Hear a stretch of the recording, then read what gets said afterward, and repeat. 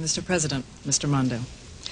The public opinion polls do suggest that the American people are most concerned about the personal leadership characteristics of the two candidates, and each of you has questioned the other's leadership ability.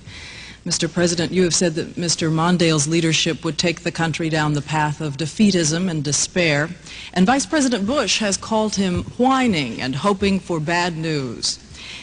And Mr. Mondale, you have said that President Reagan offers showmanship, not leadership, that he has not mastered what he must know to command his government. I'd like to ask each of you to substantiate your claims. Mr. Mondale first. Give us specifics to support your claim that President Reagan is a showman, not a leader, has not mastered what he must know to be president after 4 years. And then second, tell us what personal leadership characteristics you have that he does not. You have said, Mr. Mondale, that the polls have given you lower ratings on leadership than President Reagan because your message has failed to get through. Given that you have been in public office for so many years, what accounts for the failure of your message to get through? Mr. President, the issue is leadership in personal terms. First, do you think, as Vice President Bush said, that Mr. Mondale's campaign is one of whining and hoping for bad news? And second, what leadership characteristics do you possess that Mr. Mondale does not?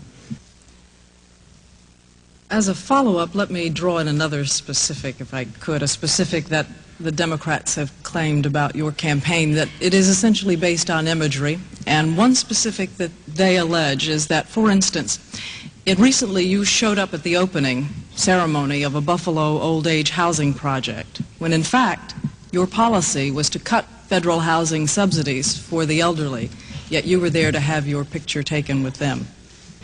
And I'd like to turn to an area that I think few people enjoy discussing, but that we probably should tonight, because the positions of the two candidates are so clearly different and lead to very different policy consequences, and that is abortion and right to life. I'm exploring for your personal views of abortion and specifically how you would want them applied as public policy. First, Mr. President, do you consider abortion murder or a sin? And second, how hard would you work, what kind of priority would you give in your second term legislation to make abortion illegal? And specifically, would you make certain, as your party platform urges, that federal justices that you appoint be pro-life? Mr. Mondale, to turn to you, do you consider abortion a murder or a sin? And bridging from what President Reagan said, he has written that if society doesn't know whether human life in fact does begin at conception, as long as there is a doubt, that the unborn child should at least be given the benefit of the doubt, and that there should be protection for that unborn child. So let the debate begin, and Governor Romney, will begin with you. We just saw 200,000 new jobs created last month, and there are optimists who say this is the signal that this economy is finally turning around. Are you with those optimists? Turn now to Senator Santorum. Senator Santorum, you have said we don't need a CEO, we don't need a manager as president. What did you mean by that? If I can, I'd like to pivot and go to another topic here, which is the issue of commander-in-chief and national security. And Governor Huntsman, you have already said, for instance, that the Iranians have made the decision to go nuclear. You think they want a nuclear weapon. Tell us why you would be better as commander-in-chief than the other candidates on this stage. I want to turn now, if I can, from the constitutional and the elevated here to something closer to home and to maybe families sitting in their living rooms all across this country. Yahoo sends us questions, as you know. We have them from real viewers.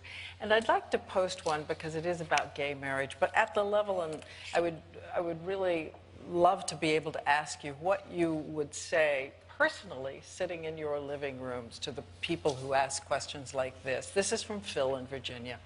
Given that you oppose gay marriage, what do you want gay people to do who want to form loving, committed, long-term relationships? What is your solution? And Speaker Gingrich?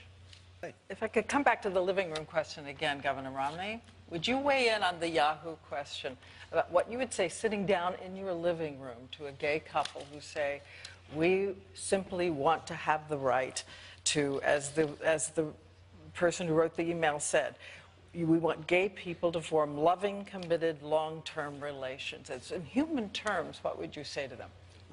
I would like to turn now, if I can, back to foreign policy and Governor Huntsman, Afghanistan. 90,000 troops tonight, and we salute them all serving in Afghanistan.